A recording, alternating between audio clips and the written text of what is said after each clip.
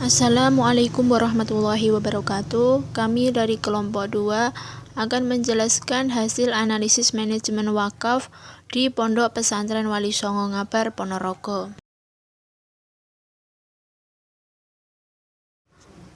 Untuk pokok pembahasan yang pertama yaitu struktur lembaga wakaf di Pondok Pesantren Wali Songo Ngabar.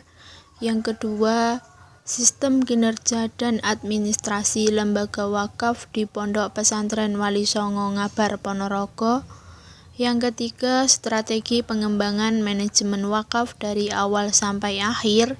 Yang keempat, aset-aset yang dikelola di Pondok Pesantren Wali Songo Ngabar, Ponorogo. Dan yang kelima, proses sertifikasi aset wakaf di Pondok Pesantren Wali Songo Ngabar, Ponorogo.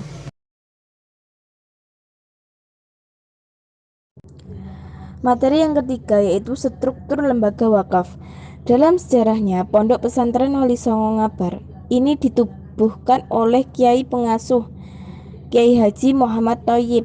Setelah pondok ini berjalan 19 tahun dan menjadi besar, maka pengasuh mewakafkan pondok ini kepada umat Islam untuk kepentingan pendidikan Islam. Dengan ikrar wakaf ini diharapkan kelangsungan hidup dan berkembang pondok ini di masa yang akan datang menjadi lebih terjamin. Diamanatkan pula agar nazir dalam masa singkat-singkatnya mendirikan yayasan yang berbadan undang-undang bernama Majlisu Riyasatil Ma'had sebagai lembaga tertinggi dalam struktur organisasi Pondok Pesantren Wali Songo Ngabar dan sebagai pelaksana amanah wakif yang disenaraikan dalam piagam ikrar wakaf.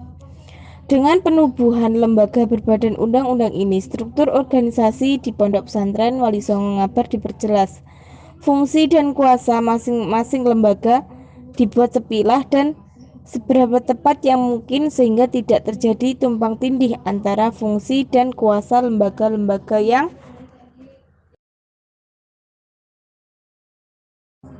yang termasuk juga telah dibuat peraturan yang jelas tentang mekanisme pertukaran kepemimpinan di Pondok Pesantren Wali Songo, yang dengan demikian kelangsungan hidup Pondok Pesantren Wali Songo Ngabar dapat lebih dijamin dan dipertanggungjawabkan. Struktur perwakafan di Ponpes Wali Songo Ngabar. Yang pertama, Ketua Haji Muhammad Zaki Suaidi LCMA MPI. Yang kedua, Wakil Ketua Dr. Andes M. Yasin SHMAG. Yang ketiga, Wakil Ketua Dr. Andes Imron Roshidi MSI. Poin selanjutnya yaitu sistem kinerja dan administrasi wakaf. Menurut Ahmad Al-Sabab, bahwa unsur utama dari pengelolaan yakni proses perencanaan, proses pengorganisasian, proses kepemimpinan, dan proses pengawasan. Yang pertama, perencanaan. Perencanaan merupakan keputusan terdepan tentang apa yang akan dilakukan. Berdasarkan hal tersebut, maka perencanaan pembentukan wakaf yang berada di Pondok Pesantren Wali Songo Ngabar ketika para pendiri mengikrarkan wakafkan Pondok Pesantren Wali Songo kepada umat Islam. Yang kedua, pengorganisasian. Dalam pengelolaan wakaf, organisasi berfungsi untuk merumuskan dan menetapkan tugas serta menetapkan prosedur yang diperlukan.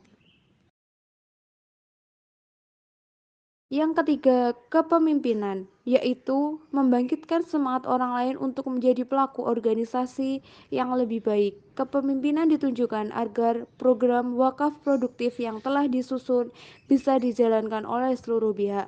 Yang keempat, pengawasan, yaitu suatu proses untuk memastikan bahwa aktivitas sebenarnya sesuai dengan yang direncanakan. Dalam hal ini, sistem pengelolaan keuangan wakaf Pondok Pesantren Wali Songo Ngabar berpusat pada pimpinan pondok, dan dana yang sudah terkumpul kemudian disalurkan ke unit-unit usaha yang diberdayakan, yang saat ini telah memiliki beberapa unit usaha seperti pemberdayaan, pertanian, koperasi, laundry, konveksi, dan mebel.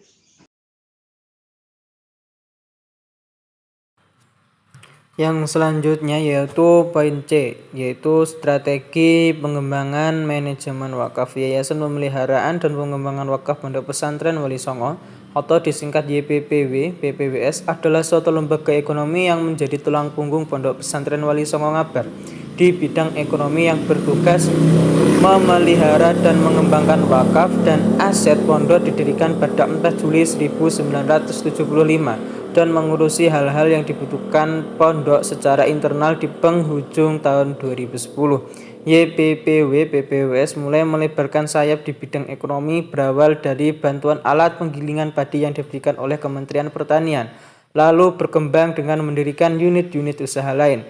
Adapun strategi YPPW PPWS dalam jangka pendeknya adalah yang pertama yaitu memelihara, menyempurnakan dan mengembangkan segala usaha PPWS Ngabar dalam bidang material untuk tercapainya tujuan agar terlaksananya menjadi suatu lembaga pendidikan Islam yang bermutu tinggi dan bermanfaat bagi masyarakat Indonesia umumnya sesuai dengan Pancajiwa PPWS Ngabar.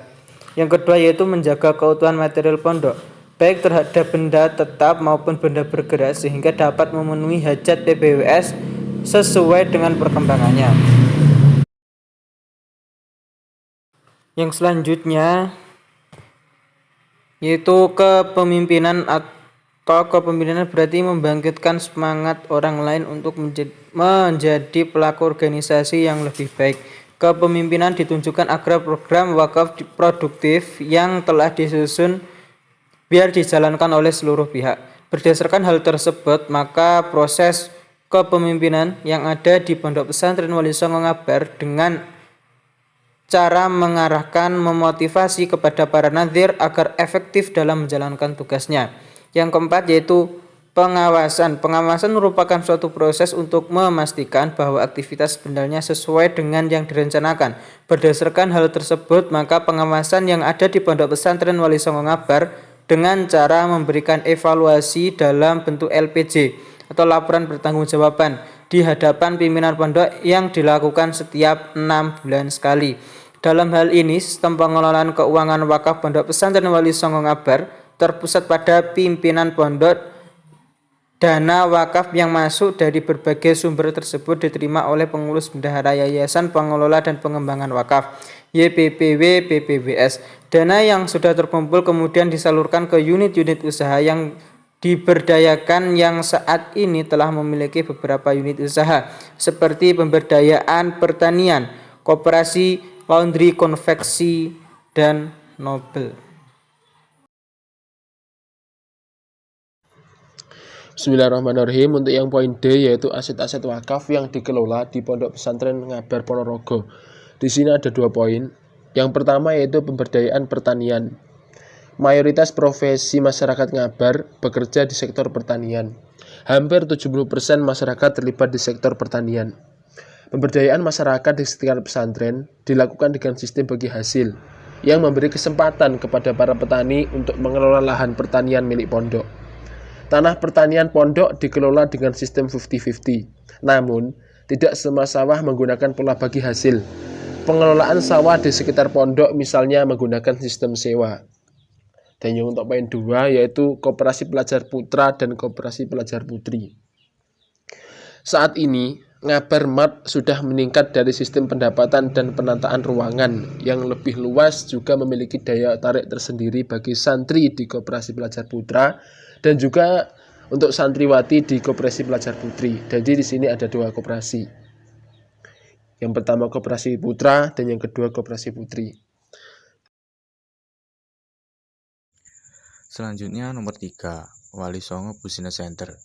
Minimarket Wali Songo Business Center saat ini mengalami perkembangan yang cukup pesat dalam memenuhi kebutuhan konsumen, baik santri maupun masyarakat, yang menyediakan berbagai macam kebutuhan dengan harga yang relatif murah. Keempat, laundry. Terletak di Kampus Putri dan merupakan unit usaha yang baru dirintis dengan sistem sewa 2000 per 30 menit.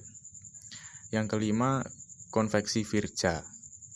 Konveksi Firja yang diketuai oleh Ustadz Alwi Mudofar dengan istri, dibantu oleh Ustadzah Alfi Munawaroh, Bapak Padi, Bu Asih, terus mengalami peningkatan dari segi pesanan, bahkan konveksi dapat meraup keuntungan hingga 17 juta per bulan.